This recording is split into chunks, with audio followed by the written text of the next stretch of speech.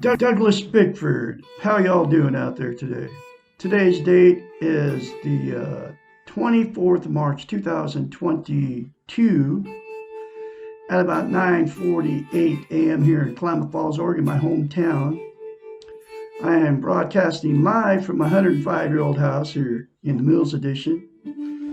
I am teaching self-esteem out of this book right here, written by a doctor of psychology. Her name is Susanna McMahon. She's got a PhD in psychology, and she also has a master's in philosophy. This book was published in 1992, and almost every chapter in it talks about how we've been trained and taught not to have self-esteem, self-love, self-confidence, self-worth. Self-esteem is how you feel about yourself inside. And what self-esteem is, because most people don't even know what it even is. You don't even hear the two words self-esteem. Nobody talks about it. That's because they don't want us to have it. They've trained it out of us, because she wrote this book 30 years ago, and she was talking about it back then being trained out of us. So it's 1,000 times worse now with the social media, even where I'm broadcasting here, which is on YouTube and Facebook Live, okay? Anyway, so what self-esteem is, you think of it this way. You love another person. You will do anything for that person. It's your soulmate. You will die for that person, okay? You want to eat with them. You want to sleep with them. You want to be with them 24/7. Put yourself in that position. That's what self-esteem is. That's called self-love. Okay. That's how you feel towards yourself, like you feel towards that other person that you're falling in love with, or whatever, that you love, that you would die for. Put yourself in that position. That's what self-esteem is.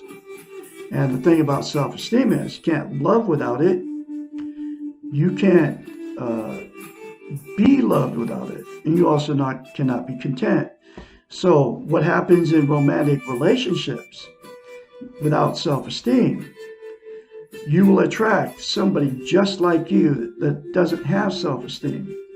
So if you get married or you get involved with somebody with no self-esteem, the person you're with doesn't have any self-esteem, self-love.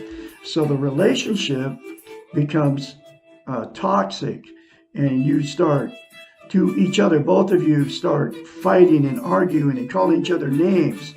The drug use, the cheating, the going to the bars with your woman or with your man and picking up more people to have sex with. Okay, that's all what happens in toxic relationships. But the name calling and all that stuff happens between two people that don't love themselves. Because before you can ever get a healthy relationship, before you get in that relationship, you have to have self-esteem, self-love, self-confidence to get a healthy one. So two things will happen in these relationships that two people get married or whatever with no self-esteem. You'll either stay in a toxic relationship for years, and then the abuse just keeps going on. Both of you abuse each other, okay? The blame game and all that stuff going on. You've all been in them, okay? Or the other thing that will happen is you'll relationship jump. I'm a relationship jumper. That's why I've been married 4 times, because I didn't know what was going on in all these marriages. But the fighting and the arguing and the cheating on each other all goes on in toxic relationships. But I had no idea that it was. And it's because I didn't have self-esteem and she didn't have self-esteem, whatever marriage it was. Okay. So the relationship goes toxic. So I'm a relationship jumper. I can't stand all the fighting and arguing. My last one was my 4th one. That one lasted 3.5 years. I had no idea what was going on. But 2 months in, I knew something was wrong with it, but I had no idea what it was. And what it was is neither one of us had self-esteem. Of course, I have self-esteem now, but she's never going to admit she don't have self-esteem. But if we would have had self-esteem, if we would have learned self-esteem together, we could have saved our marriage. Okay? But, you have to get very honest with yourself. Okay? And anyway, and the other thing is about self-esteem, you can't be content. Content is you feel good about how, where, and what you are. Content is also known as internal peace. You cannot have internal peace, be content about how, where, and what you are without self-esteem. It's the absolute only thing that will give it to you. People try to use all kinds of different things. There's 10 things that people try to use to be content. Drugs, alcohol, sex, food, TV, gambling, religion, another person, material possessions, or money. To try to be content, they're all called external things. They will make you happy momentarily, but it's never permanent. Okay? And the absolute only way to be content permanently is to attain self-esteem. And here is the simple concept from a psychiatrist of how to do that. You look at yourself in the mirror, you say, I love you. You say, I love my inner child. You say, I'm worthy to be loved and worthy to love. You say those 3 things to yourself daily in the mirror, and it will give you self-esteem. Then you'll be able to get in a healthy relationship. You'll be able to get out of a toxic relationship because it will give you the strength to do it. And you will also then be content if you say it, and you say it daily for the rest of your life instead of criticizing yourself in the mirror, folks. It is that simple. I'm the absolute only one on the internet talking about this.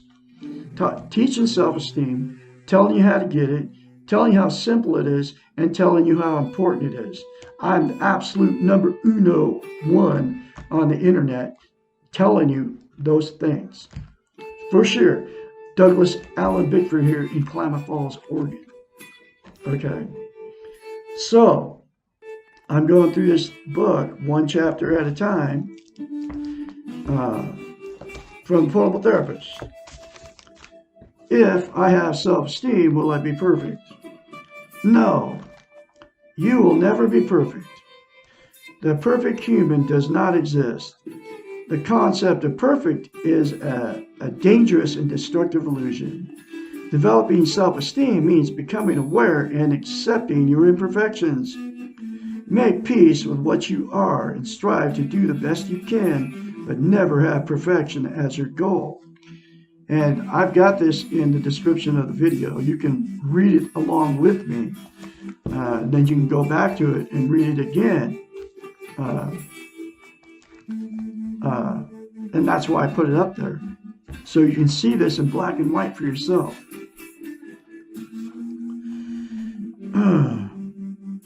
Developing self-esteem means becoming aware and accepting your imperfections.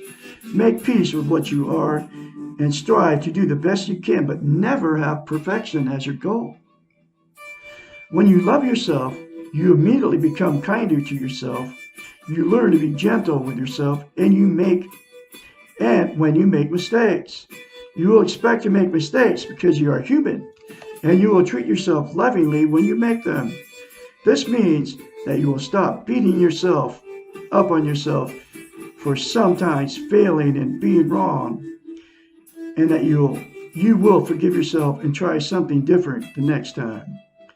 You will learn to value mistakes as your teachers because you can learn a lot from them. If you were perfect, you would no longer need to learn anything new, and then how exciting will life be? Self-esteem means lovingly laughing at your mistakes. It also means taking full responsibility for your actions and choices, whether they have positive or negative results. Most of us do what we do for a reason. Self-esteem means accepting that sometimes our reasons are faulty. When you have learned self-esteem and you do make mistakes, which you will truly be sorry for the pain that you have caused to yourself and to others. It is impossible to live and not cause pain. It is also impossible to die and not cause pain. The being model accepts that pain is present and part of life. Self-esteem means that you stop the pain blame. This means that you can stop trying to be perfect, accept your imperfect state and your mistakes, and hold realistic expectations for yourself. Anyway, who really wants to be perfect? Question mark. Think about what this means. How could you relate to others? Who could you understand and who could understand you? How would you know about empathy and sharing? How could you possibly be free of judgments? Imagine how lonely and unreal being perfect would be. Even if you could be perfect, would you really choose to be? Question mark. There's another powerful chapter for you, folks. I'm going to have another one tomorrow, which will be When Will I Have Enough Self-Esteem? Chapter 29. I can be your mentor when you start going through this change, because you will if you start saying those three things to yourself in the mirror. 458-232-5238. That's my phone number. Call me anytime, day or night, only when you start going through the change. I'm not on Facebook or YouTube to meet anybody, a significant other, any of that stuff. I'm on Facebook and YouTube for one reason, and that's to teach you how to love yourself. You all have a great day out there. Remember that you're full of goodness. All good things are coming to you if you accept that you're full of goodness. And I'll have more later for you tomorrow.